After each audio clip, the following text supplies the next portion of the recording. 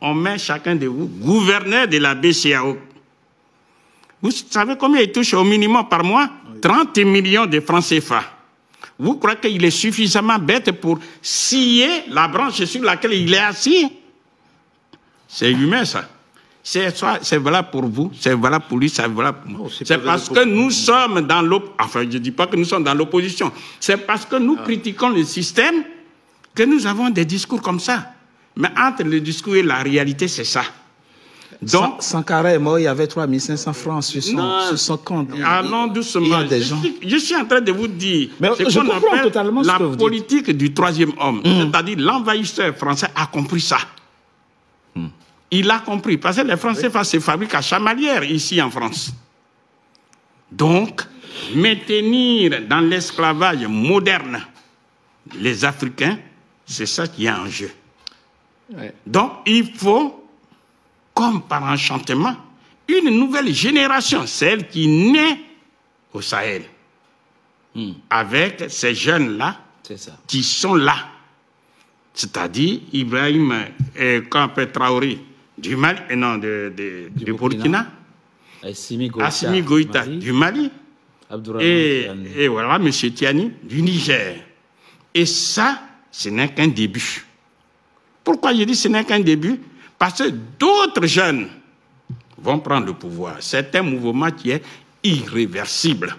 C'est-à-dire quiconque désormais va prendre le pouvoir d'État et qui va contre les intérêts de l'Afrique, ce n'est pas de la mauvaise langue. Mais d'une manière ou d'une autre, il sera balayé.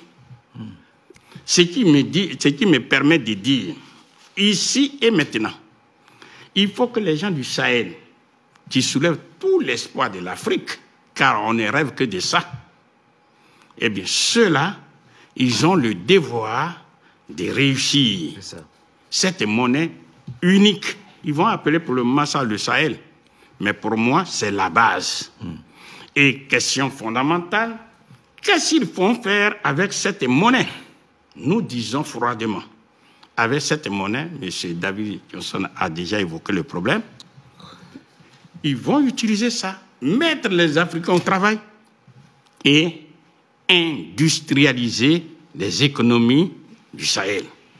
Le mot industrialiser, c'est trop compliqué, ça veut dire transformer les matières premières agricoles, minières, minérales et énergétiques en des produits finis qui génèrent de la richesse qu'on appelle les valeurs ajoutées. Lesquelles valeurs ajoutées éliminent la pauvreté. Ça veut dire qu'ils vont permettre de donner aux populations concernées manger.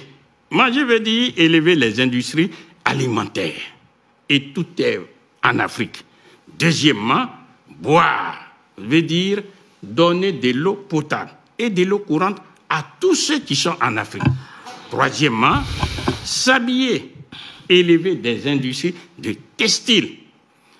Quatrièmement, se loger, c'est-à-dire produire des millions, c'est des millions de logements décents avec une vision claire. D'ici 20 ans, ou bien 10 ans ou 20 ans, on ne veut plus voir de taudis sur le continent africain. Ensuite, dans la maison, il faut éclairer.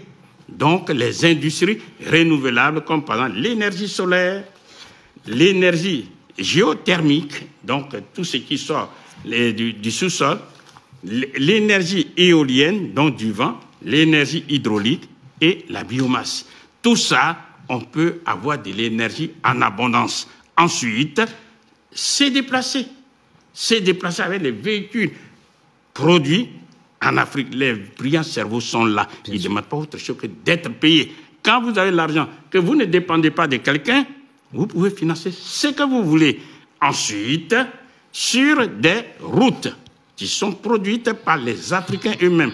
La main-d'œuvre, elle est pléthorique. Ensuite, s'éduquer, l'éducation nationale, avec une vision claire. Nous allons sortir des gens qui ne vont pas chômer. Donc, l'enseignement professionnel bien développé, avec des cerveaux, etc. Se soigner, la santé, l'homme est fragile.